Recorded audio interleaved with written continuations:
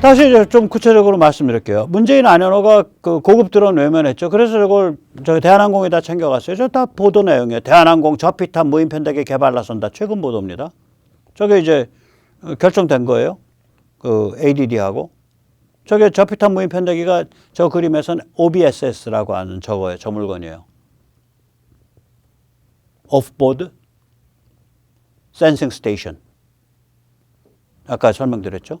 그 다음에 대한항공 국방과학기술연구소와 스텔스 드론 기체 개발. 이게 이제 가오리 얘기하는 거예요. USFW.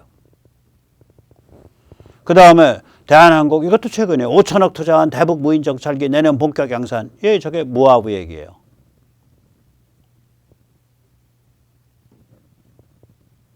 그러면 가만히 보세요. 야, 카이는 뭐 했던 거지? 안 한 거예요. 대한항공이 저 구박받으면서 돈 안 주는데도 계속해서 들고 팠어요. 그래서 지금은 격차가 엄청 벌어져 있어요. 그런데 만약에 저걸 제대로 돈을 질러가지고 카이가 했었다 그러면 지금 좀 펄펄 날아다니고 있어요.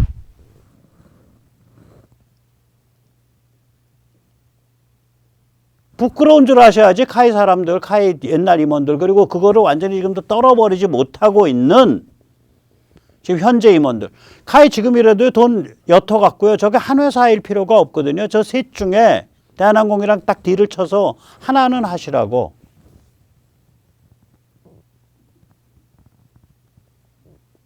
예를 들어서 OBSS는 저거는 두 모델이 있어도 좋을 것 같다. 대한항공 열심히 하세요. 우린 요 모델로 한번 해볼게. 혹은 저 모하브. 저는 이제 그렇게 많이 안 들어가요. 그러니까 저는 돈이 안 돼. 그래서 제가 록히드 마틴이나 이런 데서 안 하고 제너럴 아토믹이라는 벤처성 회사가 하는 거예요. 저 중에서 돈이 되는 건 뭐냐면 OBSS가 돈이 돼요. 왜냐면 소모성이니까. 저 가오리만 해도 소모가 심하지 않아요. OBSS는 전투기랑 같이 가다 뚝뚝 떨어지거든.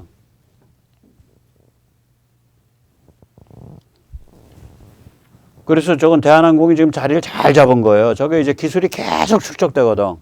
이제 본사에서 투자를 제대로 해주면. 큰 투자가 아니더라도 계속 사람 붙여주고 하면. 그 다음에 이제 저기 문재인 안현호의 카이가 유무인 헬기를 외면을 했죠.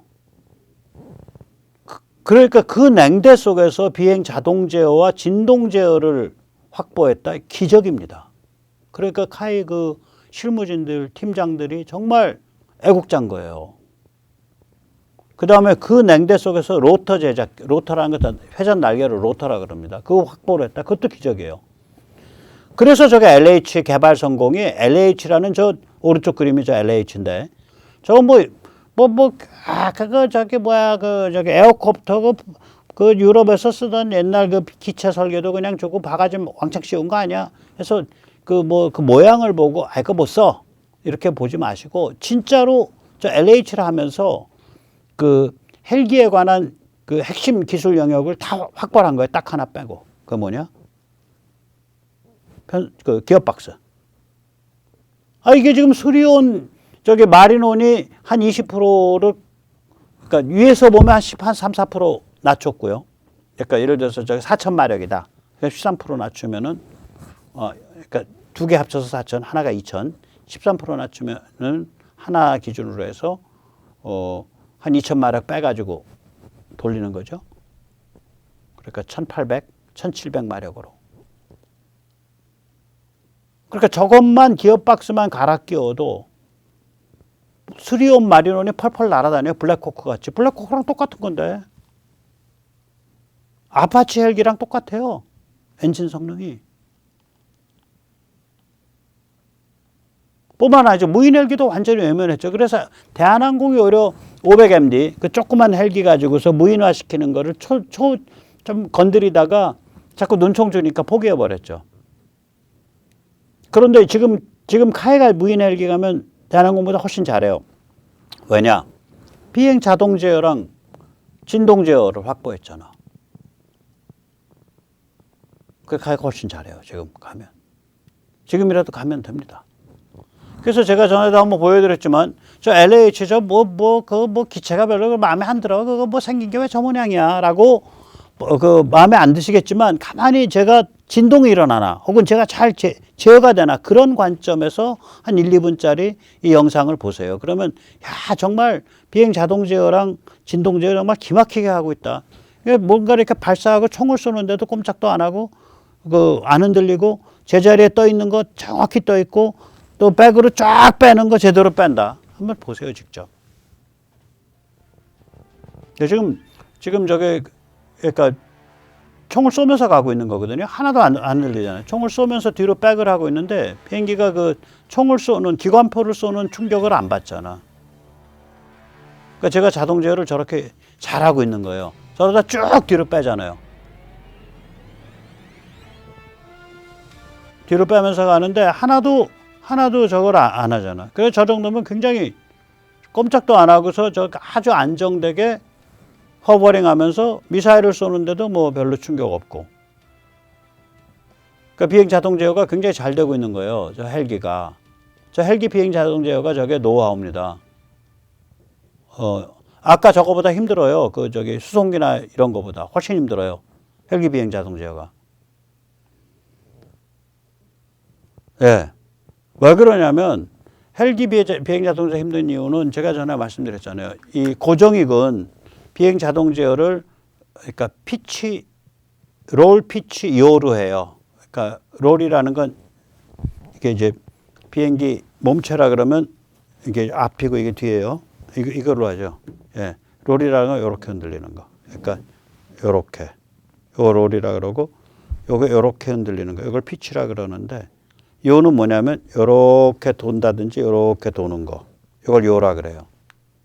그래서 이 고정익은 롤 피치 요만 갖고 하는데 이놈의 헬기는 위로 떴다 아래로 떴다 해서 위아래 이게 하나 더 들어가요. 그래서 아주 골아픈 물건이에요 저거에. 비행 자동 제어를. 그 다음에 이제 진동 제어는 전에도 말씀드렸지만 얘가 진동 제어가 있는 근본 이유는 이게 헬기니까 이렇게 이게 이제 평면인데 이렇게 간다고 쳐보세요. 그걸 제가 딱 세워서 보여드릴게요. 이게 이제 진행 방향이고 이게 후방이에요. 이렇게 가고 있다. 그런데 여기서 이렇게 돌고 있다. 날개가.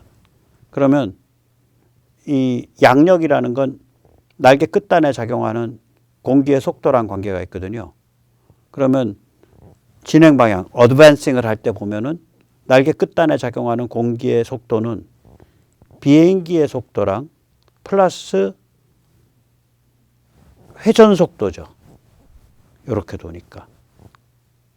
그런데 이쪽 사이드, 반대편, 반원은 회전의 방향이 진행 방향과 거꾸로니까 회전 속도 마이너스 비행 진행 속도가 돼요.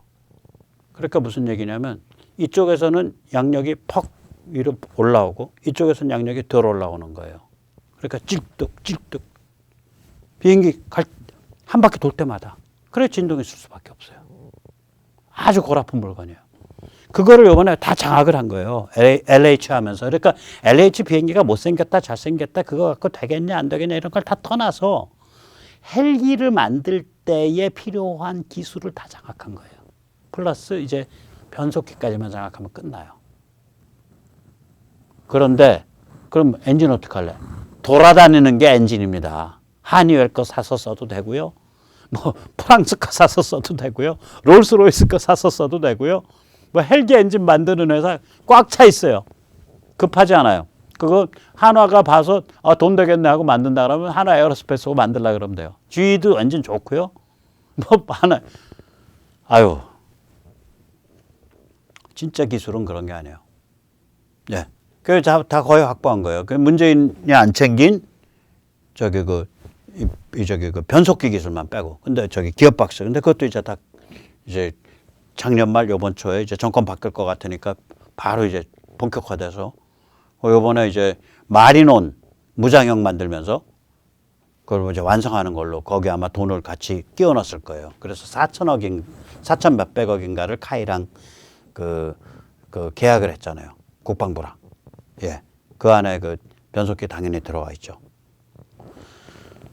변속기가 아니라 기어박스가 국산화. 이번에 잘 될 겁니다.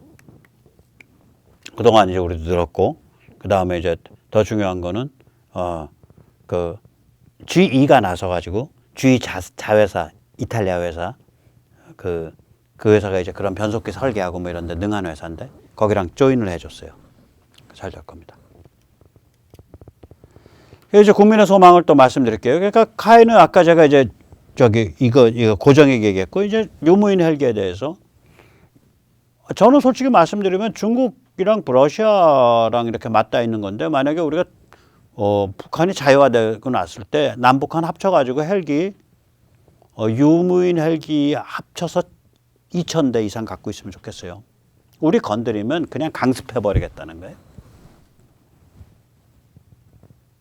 유인 한 1,000대, 무인 한 1,500대, 한 2,500대. 그러면 우리가 이제 이 헬기 종류가 제가 이렇게 보면 하나, 둘, 셋, 넷, 다섯, 여섯, 7개 나오는데 그 중에 우리가 가지고 있는 게 이제 2종류 가진 거예요. 제일 먼저 이제 해야 될 중에 하나가 1,000마력급 무인 해상 정찰기죠. 저게 이제 미국에 있는 저 위에 조그만 거, 저게 MQ-8C인데요. 엔진도 작지만 아래 중량이 굉장히 작고 그 아래 중량의 대부분을 기름으로 채워나가고 제가 무려 15시간이 떠 있습니다. 하늘에서. 그러니까 MQ-8C의 국산 버전 하면 돼요. 저걸 하게 되면 제가 6,000m까지 올라가거든요. 6,000m를 가면 거의 270km를 볼 거예요. 그러니까 그게 뭐 호위함이 됐든 뭐 구축함이 됐든 위에 띄어갖고 270km를 내다보고 있는데 상대방이 어떻게 해? 그 다음에 저 아래다가 만약에 그 잠수함 센서, 무슨 잠수함 잡는 어뢰 이런 거 달기에는 쟤는 굉장히 그 힘이 딸려요. 그러나 잠수함 센서까지는 달 수 있을지 몰라요. 뭐 못하면 좀 더 큰 거 쓰고. 조금 있으면 제가 말씀드리는 거. 그래서 계속 잠수함 있나 없나 떠다니는 거예요. 저기 바다에. 꼼짝도 못 해. 그 다음에 우리가 해놓은 게 지금 2,000마력급 LAH죠. 그러니까 저는 합계 마력입니다. 그러니까 1,000마력급 엔진 2개를 썼기 때문에 2,000마력이 됐는데 2,000마력이 되면 저걸 경량이라고 하기가 그렇고요. 우리가 라이트 경헬기라 그러는데 실제로는 라이트 아닙니다. 라이트는 전부 1,000마력 이하예요. 2,000마력 이하예요. 라이트가 되면 2,000마력이 되면 일단 저거는 미들급이에요. 근데 이제 로우 미들급이죠. 로우 미들급. 라이트 미들급. 그러니까 미들급.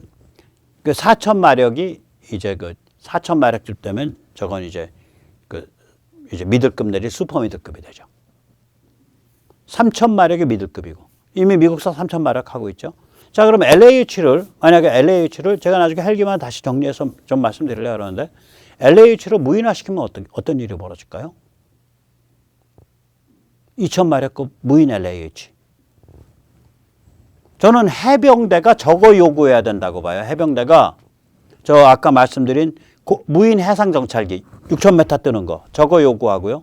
LAH 오케이 우리 해병 그래 수리온 마린온 무장형 쓸게요. 네 좋습니다. 그런데 우리 마린온 무장형 우리한테 50대 만들어 주시려면 100대를 2,000마력급 무인 LAH를 만들어 주세요.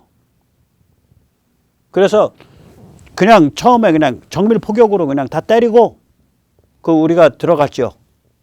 소탕을 해놓고 그 다음에 우리가 들어가기 직전에 저기 그 정찰 헬기 들어가고 무인 LH가 쫙 들어가서 다시 한번 소탕하고 그리고 우리 들어갑니다. 개념이 달라진 거예요.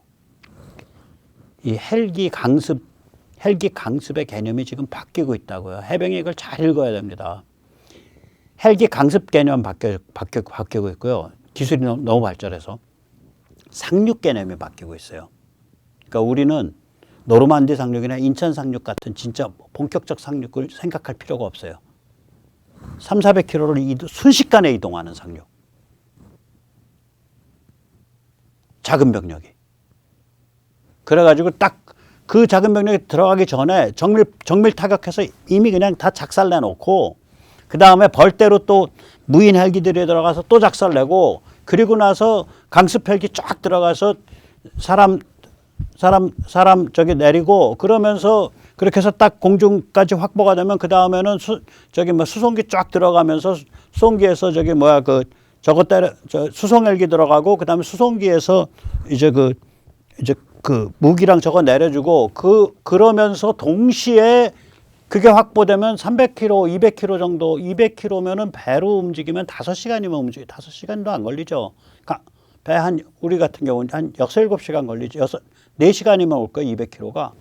배가 딱 도는 거죠. 그러면 아침 6시에 밤새 내내 때리고 아침 6시에 사람이 들어가는 헬기가 들어갔다. 이제 무인 헬기가 들어갔다 그러면 무인 헬기 들어가고 7시에 사람 들어가고 10시에 배 들어오는 거예요. 제가 나중에 말씀드릴게요. 그러니까 상륙 개념이다. 우리는 훨씬 더 천해 지근거리 상륙이에요. 두 가지 이유 때문에 전 사실 이번에 바이퍼 안 하고 마린온으로 무장 헬기로 해병 쪽이 결정된 거를 저는 잘했다. 그렇게 가야 된다. 그런데 오히려 낫다. 그 다음에 이제 우리 4,000마력급 수리온 마린온 했고요. 그런데도 또 이제 아파치 같은 그런 날씬한 공격 헬기 필요하다. 꼭 그런 얘기가 있다면, 오케이, 4,000마력급 날씬 공격 헬기 만들자. 이걸 왜 그러냐면, 이게 이제 그 네트워크랑 다 엮이거든요. K링크랑.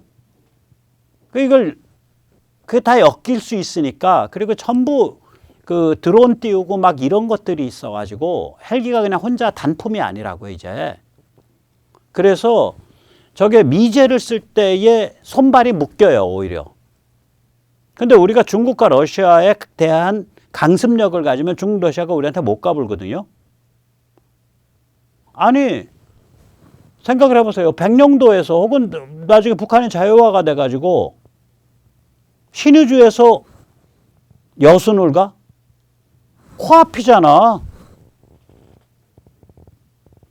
굉장히 무시무시한 괴물들을 옆에서 두고 살기 때문에 저 헬기 부대는 엄청 강해져야 돼요. 그럼 누가 강해지게 저걸 만들 수 있어? 카이가 만들 수 있어. 그 왜 안 하시냐고. 왜 민항기 같은 소리 하냐고. 그 다음에 이제 6,000마력급 고속기동 헬기. 지금 미국에서 만들고 있는 디파이언트 X는, 저 사진 자체는 사실 디파이언트 X인데, 미국에서 만들고 있는 고속 기동 헬기는 12,000마력까지 올라갈 수 있어요. 최소 10,000마력입니다. T-55 엔진 중에 상위 기종을 쓰거든요, 걔가. 그런데 치누크는 T-55 엔진의 하위 기종을 써요. 그래서 치누크가 9,000마력밖에 안 돼요. 그러니까 9,000마력, 10,000마력, 12,000마력 이 급은 미국서 하라 그러고 우리는 그 안에 비어있는 영역, 미들급, 그러니까 주니어 헤비급. 그 주니어 헤비급이 저게 12,000마력, 6,000마력급이에요. 주니어 헤비급이. 그러니까 미들급은 4,000에서 끝난다고 보시면 돼요. 그게 슈퍼 미들이에요. 제가 이렇게 보면 4,000이면 굉장히 마력수가 높은 거더라고요. 아파치도 그렇고 블랙호크도 그렇고 6,000쯤 가면 벌써 그건 주니어 헤비급이에요. 들 수 있는 힘이 달라져. 치누크가 9,000밖에 안 되는데. 치누크가 3분의 1을 간 건데. 그래서 이제 저 빨간 것들은 우리가 아직 안 만든 거예요. 3,000마력급은 3,000마력짜리 엔진 한 발 쓴 거예요. 미국의 이제 공격 정찰 헬기 레이더 X가 저거거든요. 생긴 거는 저것처럼 생겼어요. 지금 있는 동축 반전 두 겹 돌아가는 거. 생긴 건 저거랑 똑같아요. 사이즈가 작죠. 왜 미국이 저렇게 가냐? 날씬하게 안 만들고. 드론도 날려야 되고 무기가 복잡해지니까 아파치 같은 거를 그렇게 많이 할 필요가 없을 것 같아요. 그래서 미국의 다음번 개발 그 헬기의 방향이 날씬 공격 헬기가 아니에요. 다 저런 식으로 생겼어요. 이렇게 신무기들 잔뜩 끌고 들어갈 수 있게, 또 사람도 날릴 수 있게. 그 대신에 빠르죠. 한 400km 정도 나오죠, 속도가. 그래서 이거는 이 빨간색들은 5개나 지금 비어 있는데 그 중에 아마 한 3개쯤, 특히 이제 1,000마력급 무인 해상 정찰기는 반드시 해야 되고요. 그다음에 2,000마력급 무인 LH는 사실 해놓은 거예요. 그 사람 앉는 자리 다 없애버리고 거기다가 기름 채워놓으면 끝나요. 무기랑 기름 채우면. 그다음에 그러니까 1,000, 2,000은 벌써 끝났고 3,000마력급 공격 정찰기를 해야 될지 안 해야 될지 퀘스천이고요. 4,000마력급 날씬 공격 헬기를 해야 될지 안 해야 될지 퀘스천이에요. 저 둘 중에 하나 하면 될 거예요. 그 다음에 6,000마력급 고속기동 헬기 저건 해야 될 것 같고요. 저건 뭐 사람이나 물자 움직이는 그게 다르니까. 그리고 저런 정도까지는 해외에 팔만 해요. 왜냐면 미국이 저걸 카바를 안 하고 있다고요. 자, 이러면 뭐가 되냐? 카이가 시코르스키가 되는 거예요. 시코르스키가 록히드 마틴에 얼마 전에 합병됐거든요. 합병됐을 때 시코르스키의 기업 가치가 우리 지금 돈으로 7조 원 정도 인정받았을 거예요. 5 빌리언 정도. 그렇게 지금 카이가 갈 길이 많아요. 카이의 한 분야, 헬기 분야만 시코르스키를 압도해야 돼요. 우리가 압도해야 돼. 그 운명을 타고났어. 왜냐? 러시아랑 중국과 같은 괴물들 틈에서 살고 있는데 무시무시한 헬기 강습 전력이 있어야죠. 그래서 그거 해야지. 그 다음에 전투기 챙겨야지. 2개만 챙겨도 빡빡하다 이거야. 2개만 챙겨도. 그 다음에 이제 드론, 아까 말한 OBSS를 대한항공과 한번 맡겨러 보겠다. OBSS가 저게 제일 많이 파는 물건이니까. 세계 각지에서도 많이 찾을 거고. 그래서 OBSS 한번 우리도 구박받아가면서 한번 질러보겠다. 그런 거 하나 챙기고. 그 다음에 저 헬기 드론에서는 대한항공이 쫓아올 수가 없어요. 이미 헬기 기술은 카이가 완성을 해서 갖고 있다고. 저거 챙기고. 그렇게 하면 되죠. 예, 그래서 우리 자주국방의 입장에서 지금 여기를 보면 이렇게 되는 거죠. 예. 우리 자주국방은 딱 그겁니다. 국지적 보복을 결정하고 실행할 때 미국에 그냥 통보만 하면 된다. 미국 못 말려야 된다. 그 다음에 격돌이 일어나면 평화의 시기와 조건을 우리가 결정한다. 1953년처럼 우리가 강제 휴전당하지 않는다. 자, 그리고 이제 다시 말씀드리지만 저 A2AD, 그러니까 반지역 접근 거부, 중국의 방어선이 저렇게 끔찍하게 1차, 2차, 3차 겹겹이 3중 경계선이 쳐져 있기 때문에 저 1차 내부까지 중국 무기가 가는 거예요. 우리가 항모나 함재기나 이런 걸 할 수가 없어요. 그리고 또 전술핵은 미국 공군기지가 있다는 얘기는 원칙적으로 전술핵이 운영될 수 있다는 걸 뜻합니다. 그러니까 전술핵 배치란 말 자체가 성립 불가능한 거예요.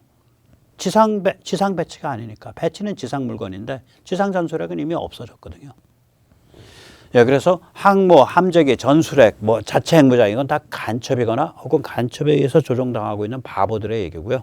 우리는 굉장히 지능적인 비대칭 전력으로 중국을 억제하고 그리고 북한 자유화를 우리가 한 손 거둘 수 있는 그런 군사력을 가야 되고 그런 군사력 중에 한 분야인 항공 자주국방력에 있어서 카이가 분발해 주시고 이때까지 카이 잘해온 게 많은데 그거 더 살려서 문재인과 안현호의 그 그림자 걷어내고 카이의 소명을 정확하게 설정을 해서 매진을 해 주시면 국민의 한 사람으로서 정말 마음 놓이고 감사하겠습니다. 네, 오늘 여기까지 모시겠습니다.